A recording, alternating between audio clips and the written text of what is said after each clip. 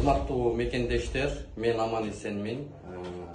Учурда Ош ички иштер бөлүмүндө турам. Менде баары жакшы. Кабатыр болбоңуздар.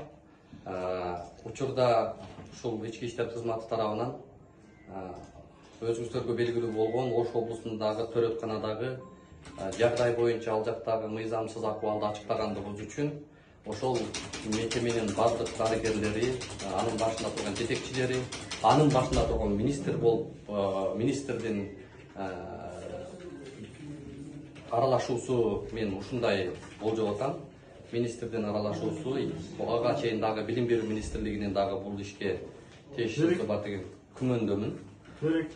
Бул ишти учурда азыр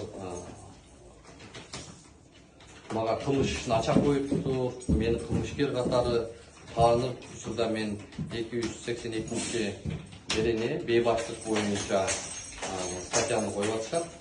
48 саатка мени азыр киргизебиз деп атышат. Бирок бул жөн гана заказ. Биз эч кандай мыйзам бузган жокпуз.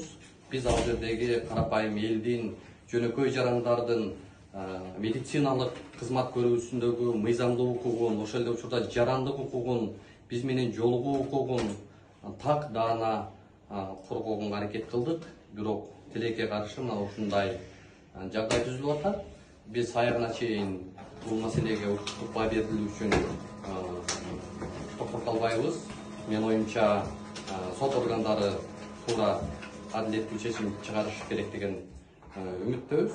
Азыр бизди 48 саатка келгизген атышат. Негизи эле бул Кыргызстандагы ушул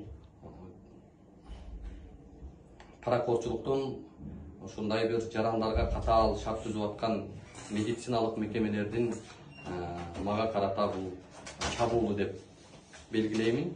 Мен эч кандай кылмыш кылган жокмун, эч кандай бейбаштык кылган жокмун.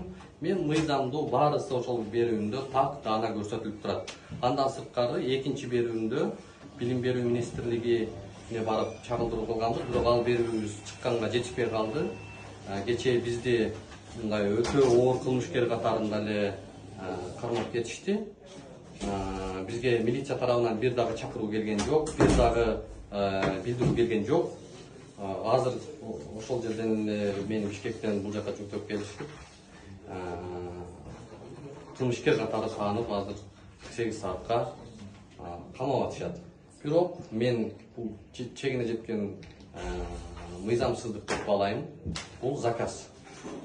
Сиз буга чейин арыз менен кайрылгансызбы?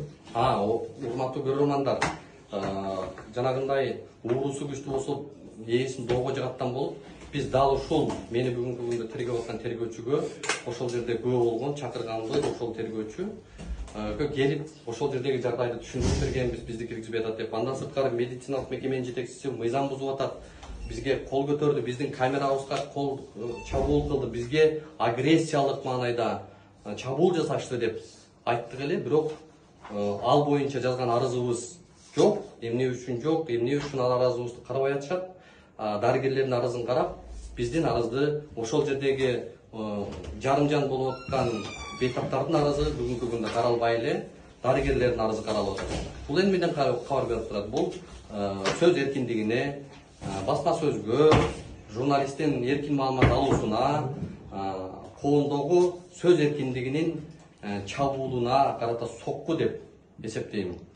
Демек, сиз арыз жазган болсоңуз, бул иш боюнча сиз жабырлануучу экенсиз да? Бул иш боюнча биз жабырлануучубуз, бирок бүгүн биз жабырлануучуну күнөөкөр кылып, кылмышкер кылып коюп атышат да. Ошондуктан мен ойлойм бул өтө аша чапкандык. Бул туура эмес кадам. Мына ушундай мыйзамсыздык менен күрөшүп келатып, анан ушундай жагдайга туш болуп атабыз. Бирок калың эл, кыргыз элим бул жагдайды баалап, таразалап турасыздар. Эмне маселе мунун артында